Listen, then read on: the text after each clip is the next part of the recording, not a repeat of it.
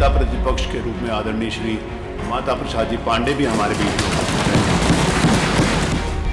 UP विधानसभा में नेता प्रतिपक्ष के रूप में माता प्रसाद पांडे ने अखिलेश यादव की जगह क्या ली, उनकी ताजपोशी ने सियासी माहौल को गर्मा दिया। सबसे पहले मैं माननीय अध्यक्ष जी आपके प्रति आभार प्रकट करता हूं। जो शब्द आप मेरे लिए प्रकट किए उसके लिए मैं धन्यवाद भी देता हूं।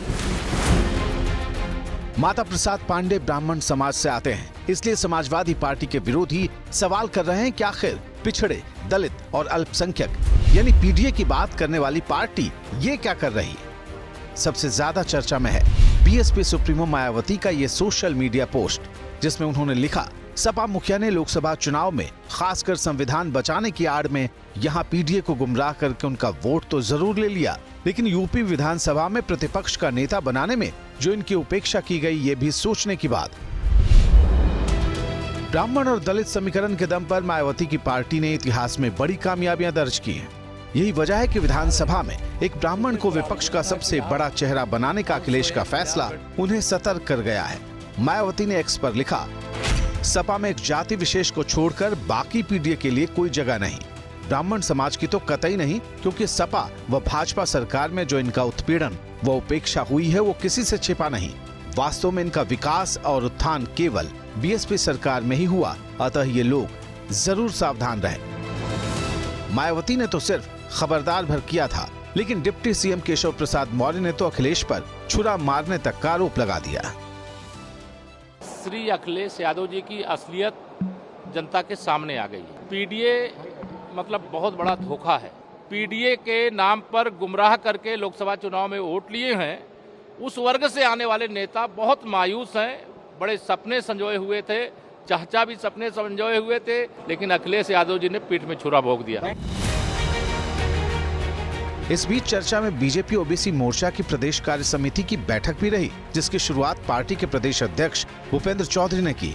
मीटिंग तब हुई है जबकि अखिलेश यादव ने माता प्रसाद पांडे को नेता विपक्ष बनाने का ऐलान किया है। अखिलेश के ब्राह्मण कार्ड को 2027 के विधानसभा चुनाव के मुकाबले से जोड़कर देखा जा रहा। यही वजह है कि एनडीए के घटक दल भी सावधान है। अब सपा वाईफाई बनी हुई है कांग्रेस की, नाम लेंगे पीडीए का, नाम लेंगे दलितों का, शोषितों का, और देख लीजिए अंतिम जहाँ समय आता है एक पहचान की आवाज़ बनने की, वहाँ इसी तरीके से 70 साल रहा पीडीए।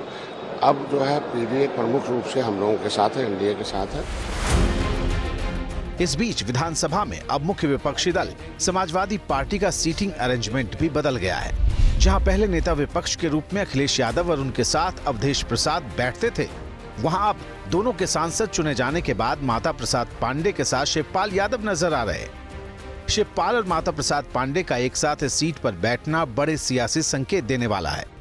7 बार के विधायक और विधानसभा के अध्यक्ष रह चुके माता प्रसाद पांडे के तेवर भी बता रहे कि अभी यूपी की राजनीति और भी गर्माने वाली है। देखिए, पिछड़े लोगों की लड़ाई अगड़े ही सब लड़े। पिछड़े पावे 100 में 60, यानी 100 सीट है तो 60 आरक्षण पिछड़ों का होना चाहिए। इसके लिए हमने जेल काटी है, लाठियां खाई हैं। केशव प्रसाद मौर्य कुछ किए भी नहीं, खाली उस जात में पैदा होने के नाते वो नेता बने। 2024 के लोकसभा चुनाव में अखिलेश का पीडीए फॉर्मूला कामयाब रहा था।